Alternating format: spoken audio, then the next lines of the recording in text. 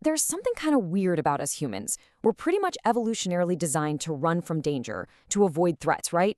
And yet, we actively seek out fear. We'll pay good money to watch movies that make our skin crawl, we'll read stories that keep us up all night, and we'll explore creepy places even when every single instinct is screaming at us to turn back.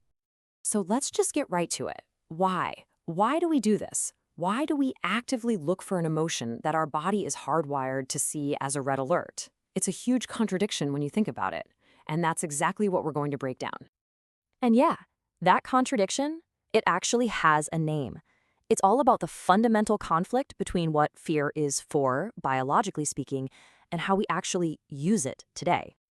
And this chart lays it out perfectly. On one side, you have fear's original purpose. It's a survival tool, a warning sign. It's there for one reason, to protect you. But then look at the other side. We've completely flipped the script. We've turned it into entertainment, a source of excitement, and even a weird form of release or catharsis. Psychologists have a term for this, the fear paradox. It's the puzzle of why we would ever choose to feel threatened. And the first clue to cracking this thing open isn't in our psychology, really. It's in our brain chemistry. So when you get scared, let's say from a jump scare in a movie or some creepy sound in the dark, your brain is not a passive observer. Oh no, it kicks into high gear and unleashes this wild cocktail of chemicals. First up, you've got adrenaline. You can think of this as your body's emergency alarm system.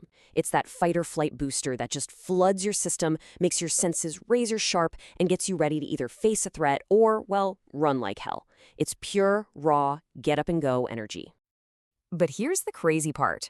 Right alongside that massive jolt of adrenaline, your brain releases something totally different: dopamine.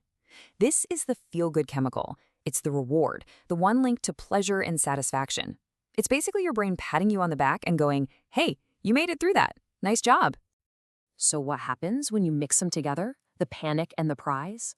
Well, you get what some people call the horror high. It's this potent and honestly kind of addictive emotional cocktail. It's terror and relief, shock and satisfaction, all at once. And that's why a good scare can feel absolutely terrifying, but also kind of awesome.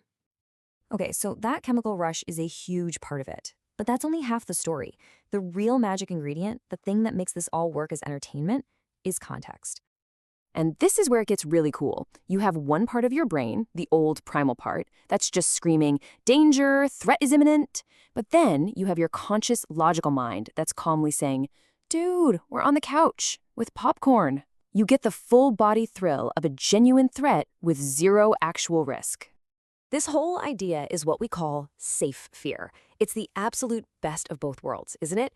You get the complete biological response to a threat, but you intellectually know that nothing can actually hurt you. To put it simply, it's danger without the danger. I mean, think about it. You can be in your own home, right? The safest place you know, but just turn off all the lights. Suddenly, everything changes. Your senses go into overdrive. Every little creak of the floorboard sounds sharper. The shadows in the corners start to stretch and move. You're literally practicing being scared in a 100% controlled environment. And that right there, that idea of practicing fear, what if that's not just some weird side effect? What if that's the whole point? This leads to some much deeper, more profound theories. Maybe this isn't just about a cheap thrill.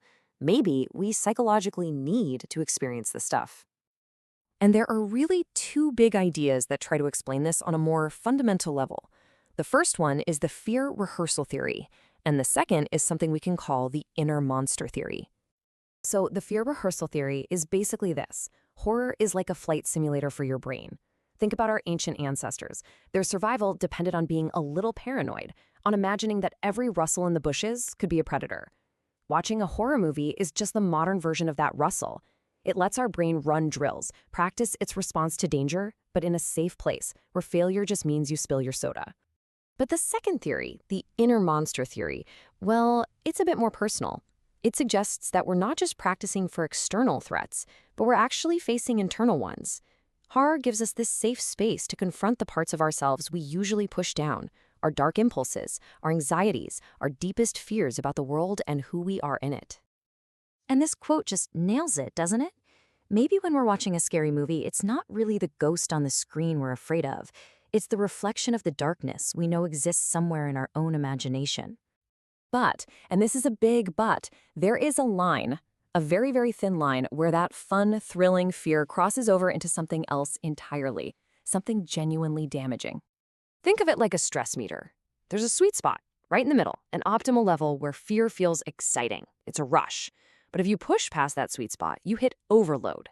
And that's when the fun just stops. And real anxiety or even trauma can start. The brain can only handle so much pretend danger before it starts to believe it's actually real. This is what we call fear overload. It's the point where your conscious, logical mind loses control and your body's survival instincts completely take the wheel. That chemical cocktail that was so thrilling a minute ago, now it feels toxic. It can trigger real panic attacks, severe anxiety, and in some cases, lasting psychological trauma. And that line is different for every single person. Which brings us all the way back to our original question. After looking at the chemistry, the psychology, the limits, why do we really love to be scared? Well, the answer seems to be that fear isn't just one thing. It's this complex, multifaceted part of what makes us human. Yeah, it's our ancient protector, but it's also a source of modern excitement. It challenges us to face the unknown, both outside of ourselves and inside of ourselves. And in doing all of that, it teaches us. Because ultimately, our relationship with fear, what scares us, how much we can take, and why we seek it out, it reveals something profound about our own limits, our own courage, and our own darkness. In the end, fear doesn't just show us monsters, it teaches us who we really are.